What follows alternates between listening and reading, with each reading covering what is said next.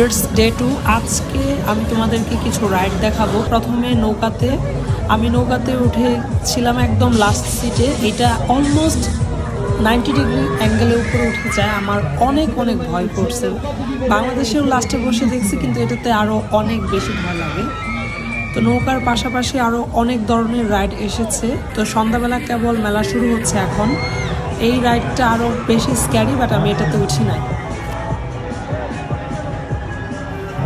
Normally ইতালিতে উইন্টারের তুলনায় সামারে বেশি ফান অ্যাক্টিভিটিস হয়, বিভিন্ন ধরনের মেলা হয়। তো আমার অনেক ভালো লাগতেছে আজকে।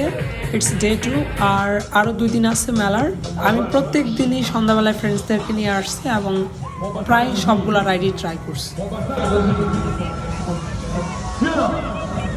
গাইস, এখনই সাবস্ক্রাইব করো। মেলার ডে 3 খুব শীঘ্রই আসতেছে।